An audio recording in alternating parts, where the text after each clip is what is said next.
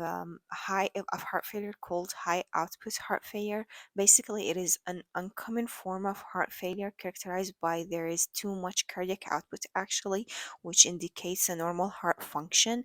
But the problem is not within the heart; it's actually within the whole body, within the systemic circulation, because the body is demanding for too much blood that the heart cannot provide, even though the heart is normal. So it's basically a high output state due to reduced systemic vascular resistance. So there is a decrease in the whole systemic resistance. So which means the body is demanding more blood coming from the heart that the heart cannot respond to, even though it's normal.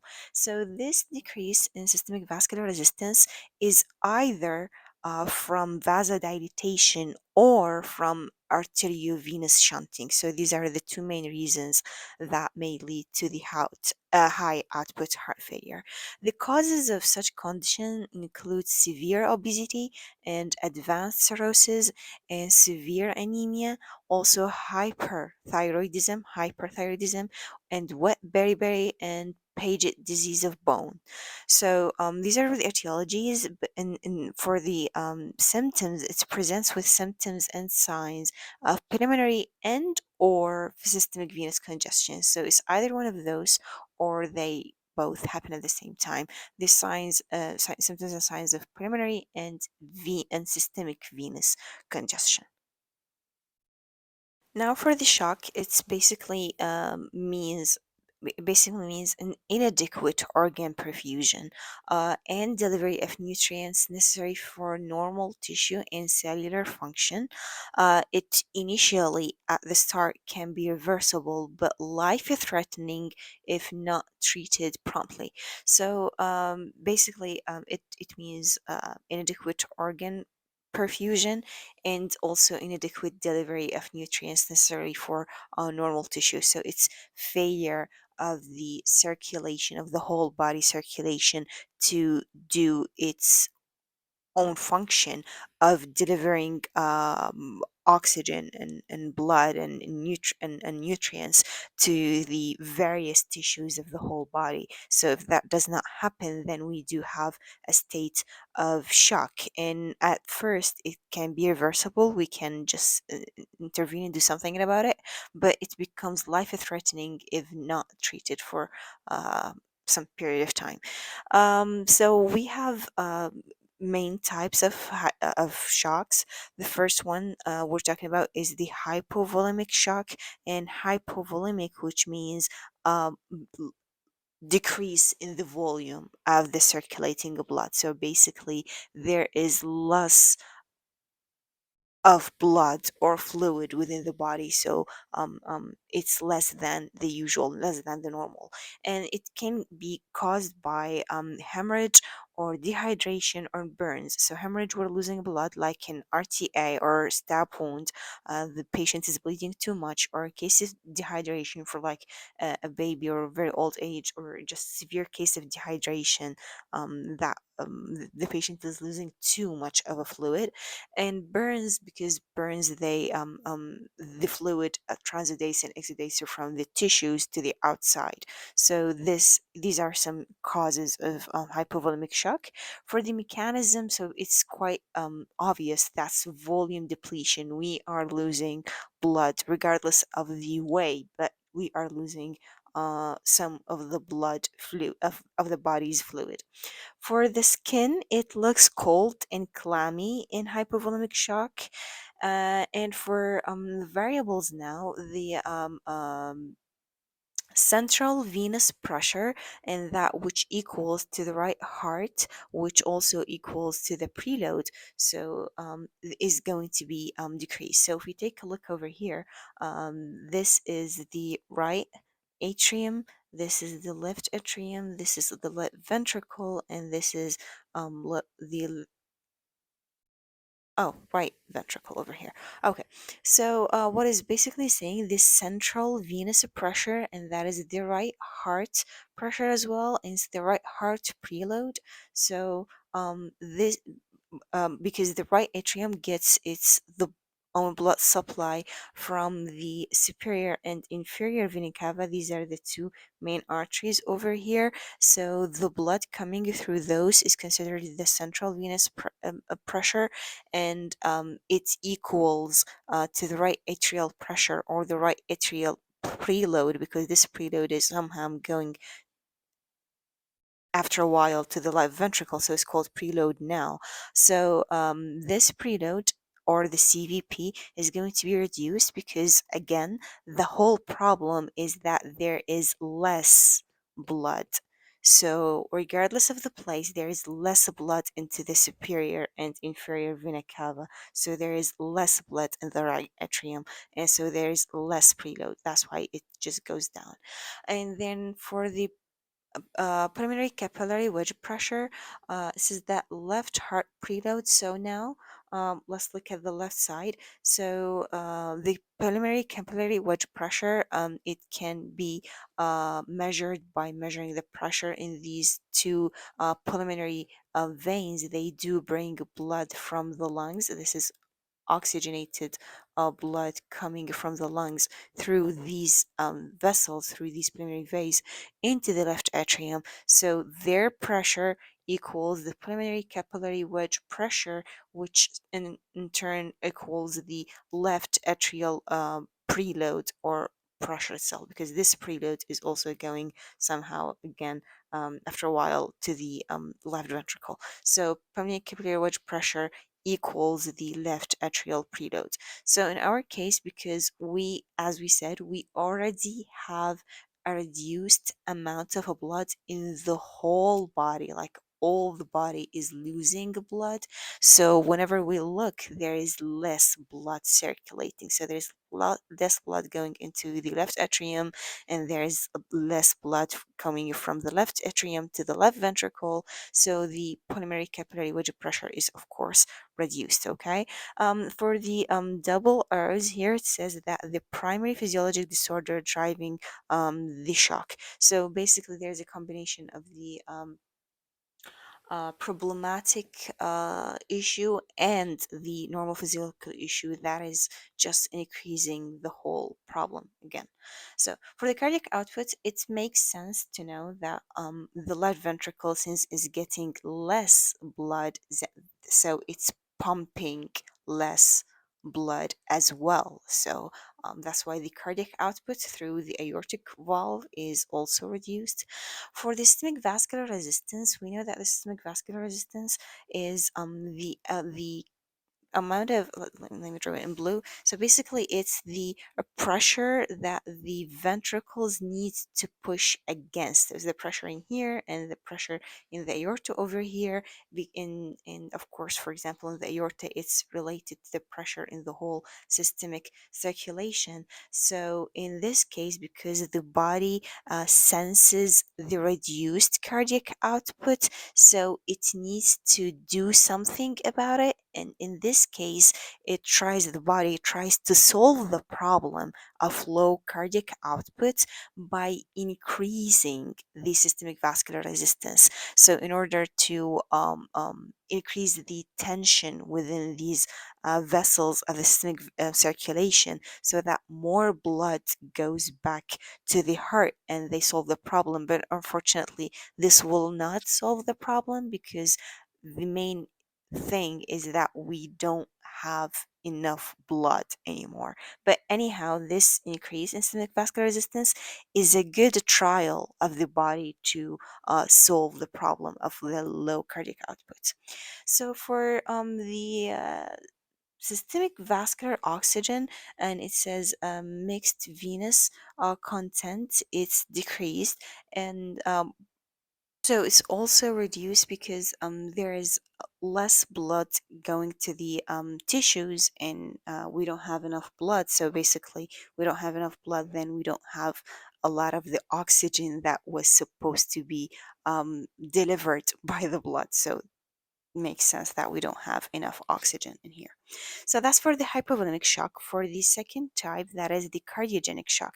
And it basically means there is a problem within the cardiac muscle itself. So it's cardiogenic, caused by the heart. So this is a problem within the heart itself that is making it lose its capability of pushing enough blood to the tissues. So it's not with the blood, it's just with the heart that is unable to do its function properly. So it may be caused by myocardial infarction, like the heart muscle dies, part of it dies, or just in case heart failure, like the heart is failing, so it cannot pump as it's supposed to, or if there's vascular dysfunction, like if there is a problem with the vessels attached to the heart, like with the vessels, not the heart itself, but not the blood. So, or arrhythmia, if there is like ectopic foci or blockage of conduction or anything related to the electricity of the heart. The mechanism is left heart dysfunction, basically. So, what is happening is that here, let me clear up all this mess. Uh, yeah,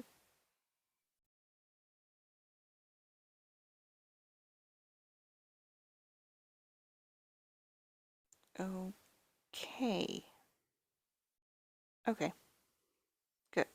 So, we're talking about the left heart dysfunction. So basically, in a cardiogenic shock, let's suppose like we do have an MI somewhere like over here.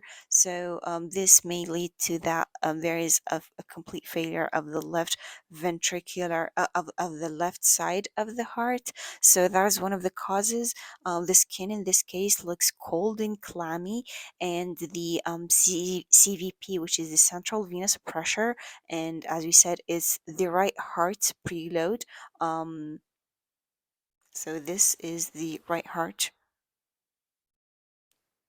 preload. The amount of blood is going here, so it's the amount of blood coming through the superior and inferior vena cava. So in this case, in the cardiogenic shock, it's going to be increased. So why is that? It's because if you think about it, we have let me delete this. Okay, so what we have is failing of the left part of the heart over here. So this left ventricle is unable to push the amount of blood that it should push through the aorta. So because this part is failing, it's it has heart failure due to to MI or any kind of problem that is causing this failure. It's unable to push enough blood into the aorta, and if it does not go into the aorta properly, that means the amount of blood that is going back to the heart through the superior and inferior vena cava is also is normal. I mean, it's fine as a it's okay. It doesn't have any we don't have any issue with that, but by time um it gets increased. Does it make sense? So what I'm trying to say here is that at first it's normal. The backflow of the blood into the normal flow of the blood into the right atrium through the inferior and superior vena cava is basically normal, and then it should go like in purple color. It should go from here into the right ventricle, and from the right ventricle into the lungs, and from the lungs into the left atrium.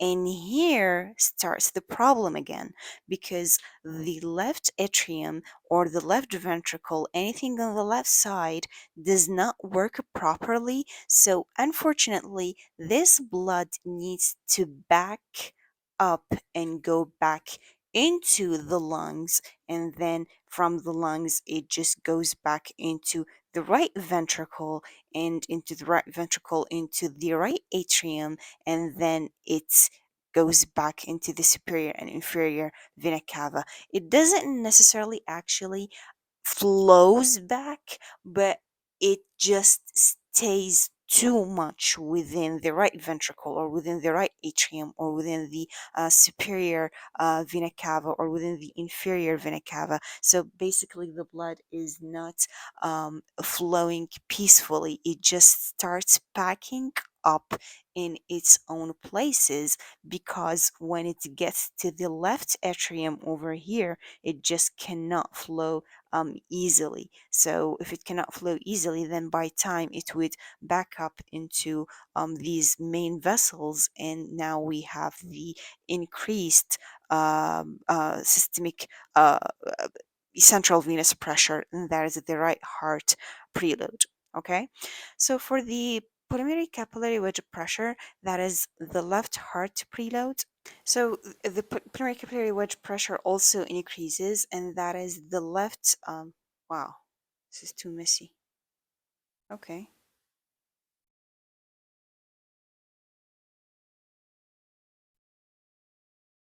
Okay, so this is the left atrium, and as we said, these are the pulmonary veins, so they should equal the pulmonary capillary wedge pressure, which also equals the left atrium preload.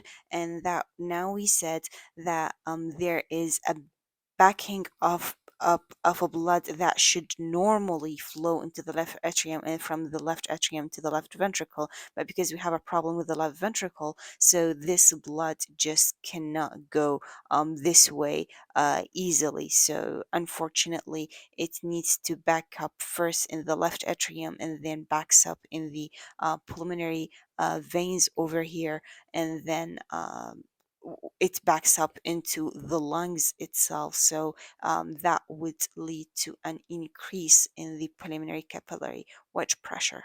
So that's for the pulmonary, okay, God, it's pulmonary capillary wedge pressure. Okay, so for the cardiac output is decreased, of course, because we have a failing heart over here, and it cannot push enough blood into the aorta. So there is a reduced cardiac output. For the systemic vascular resistance, that is the afterload, we decided that actually not we, it's just the body decided that it needs to help somehow. So because the stretch receptors notice that there is reduced cardiac output, they start to work on their own and try to increase the systemic vascular resistance in order to solve the problem, but unfortunately that doesn't help a lot. So for the oxygen saturation, it's also decreased because less blood is going into the tissues, because we have reduced cardiac output. So of course, less blood going into the tissues, that means less oxygen getting into the tissues. That's for the cardiogenic shock. Now for the obstructive shock. So basically, there is an external factor that is preventing the heart from pumping. It's just a problem within, not within the heart, but it's concerning the heart from the outside. So there is an obstruction of the normal function of the heart. So that happens in cardiac tamponade, in pulmonary embolism, and in tension pneumothorax. In all of these conditions, there is some external force that is pushing the heart and not allowing it to contract properly. The mechanism, there is right heart dysfunction. Now what happens in this situation is that we have um okay.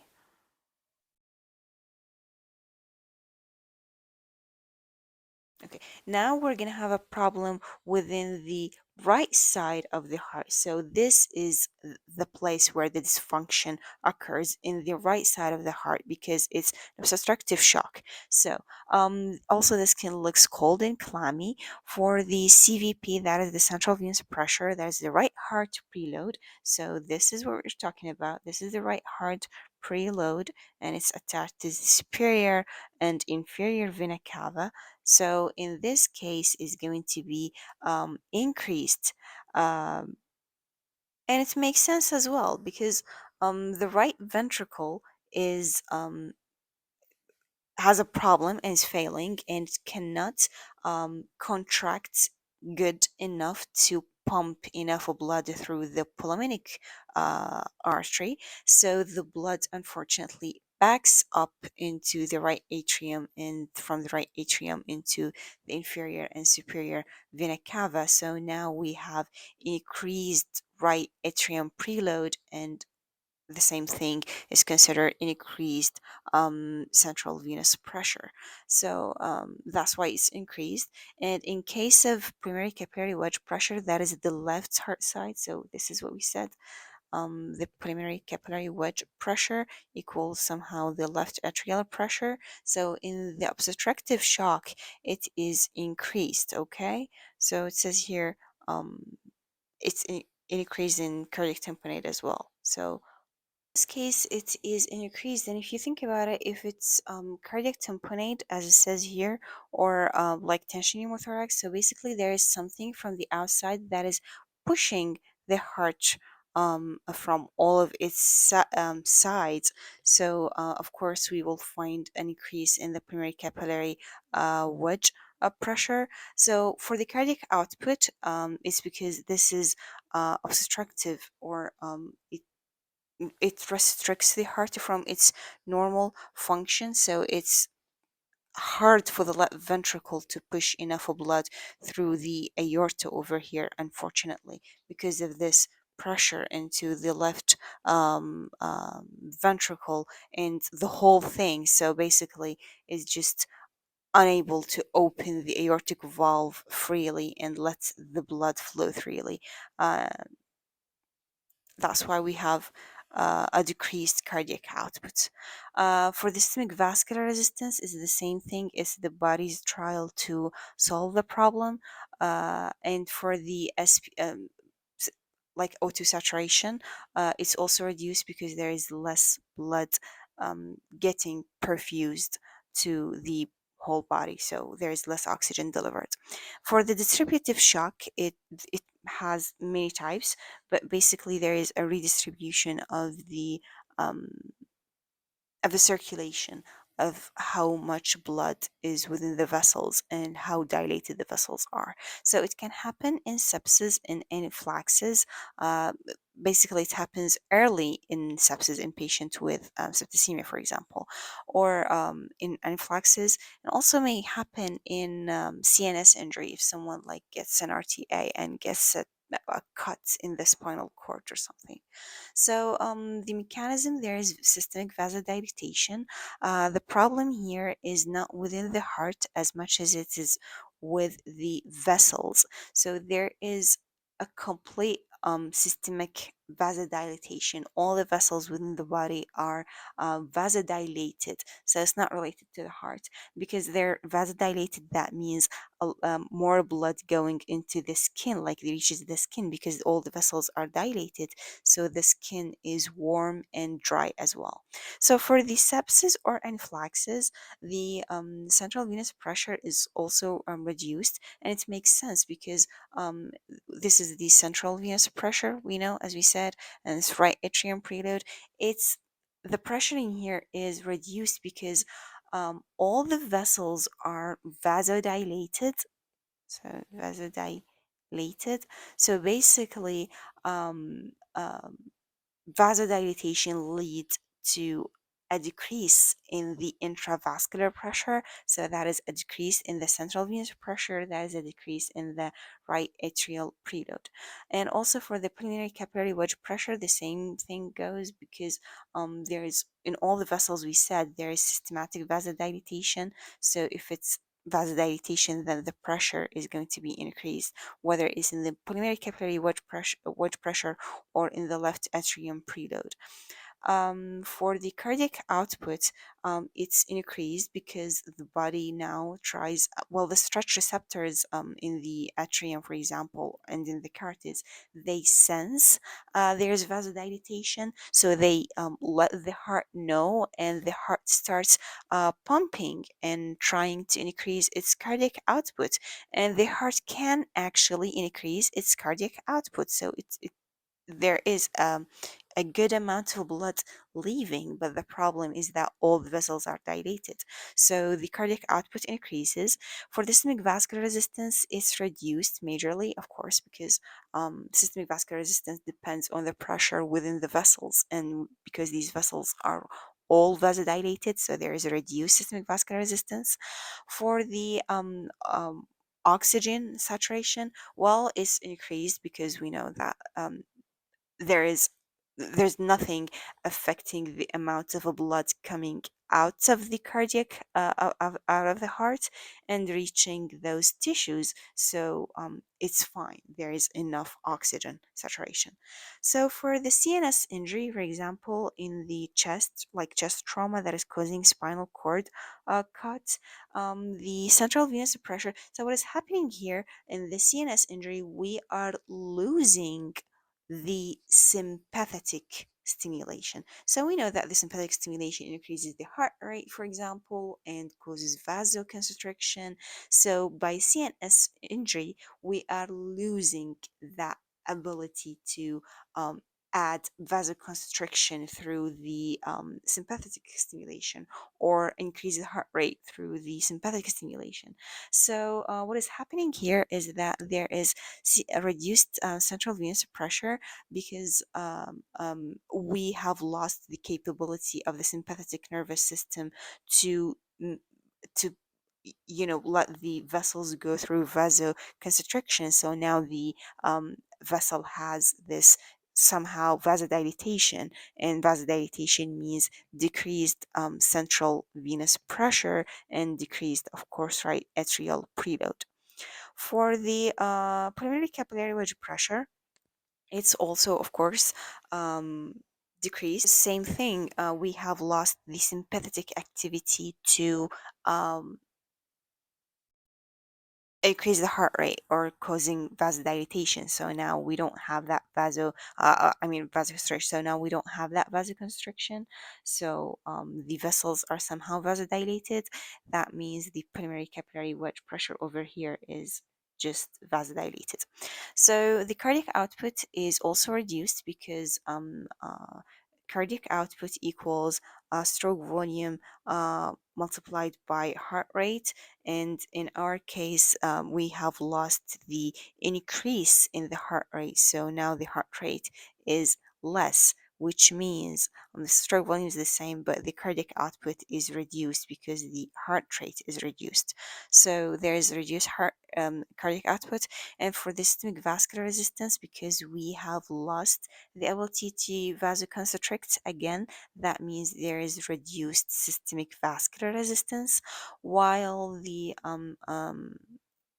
oxygen may be normal or increased in the case of the CNS injury of the cerebral shock. And that should be it for the shock. Now we're talking about the cardiac tamponade. Okay. So the cardiac tamponade, there is a compression of the heart by fluid, whether it's the blood or just effusions. So leads like this is the heart, something from the outside is just coming and pushing at the heart, so it reduces its cardiac output. So there is equilibrium of diastolic pressure in all four chambers. Well, we know that between atria and ventricles there should be some pressure difference among those, but because there is something that is constricting the whole heart, so there is the same pressure within all of these four chambers. Three, four. So all of these chambers has a diastolic, a same diastolic, because in diastole there is relaxation, no contraction. So they have the same um, pressure within them because none of those is contracting during diastole. So the findings is Beck triad, and we find this is where we find hypotension, distended neck veins, and also distant heart sounds. So because there is reduced cardiac output, of course there is hypotension. This is due to reduced cardiac output. For distended neck veins, if you look at it, the blood going back into the right atrium from the superior inferior vena cava actually cannot go freely into the right atrium anymore, because right atrium and the whole um, heart is being pushed and constricted, so the blood just stays in the superior vena cava, for example, leading to the carotid arteries and everything. So now we have a high JVP, jugular venous pressure. So that's the distended neck veins. And also distended heart sound. Okay, let's imagine that there is fluid exudate or just the blood surrounding the whole heart, and we use this stethoscope, so we definitely cannot hear clearly because there is a fluid between the stethoscope and the cardiac muscle. Okay, so that's the back triad. Hypertension, distended neck veins, distant heart sounds. There's also an increase in heart rate because the heart tries to do something and help the body, so it increases its own heart rate. We also may have pulsus paradoxus, and also this is something that we're talking about here. And the ECG, of course, will show low voltage QRS complex and electrical alternance. So basically, because there's a fluid covering the heart, the when we put the ECG leads on the chest, we will not feel the all of the strength of the cardiac contractions and repolarizations. So the ECG will show low voltage QRS, and that is due for the electrical alternance, like over here. So this arrow just ends up here, this arrow ends up a little bit lower, and that's higher, and that's lower. So these electrical alternans are due to swinging movements of hearts in large effusion. It's just like the heart is being put in a bag full of water. So there is a water flowing around the heart. So the heart is basically flowing within that fluid. It just doesn't stay fixed in its own place. That's why we have this swinging movement. So the echocardiogram shows pericardial effusion, of course. That's between these two ears. So this is the right ventricle, this is the left ventricle, and this is like the pericardium over here. And this black thing, that black space, is filled by pericardial effusion. The systolic right atrial collapse, diastolic right ventricular collapse, and inferior vena cava plethora. So these are all the findings that we can find in cardiac tamponade. The treatment is pericardiocentesis or surgical drainage. So basically, we need to drain that blood the pericardium, uh, from the pericardial space, so we can give the heart enough space to contract within. Okay, so the pulsus paradoxus that we just talked about is a decrease in the amplitude of systolic blood pressure by more than 10 millimeters of mercury during inspiration. So what is happening is that if someone takes a breath, like a deep inspiration, and check the blood pressure, there is a drop of the amplitude of systolic blood pressure by more than 10 millimeters. That's due to increased venous return during inspiration. This is something that we mentioned before, is that during the inspiration, there will be a decrease in the intra thoracic pressure. So now more blood going back into the right side of the heart. So this is the heart. Yeah. Um, okay.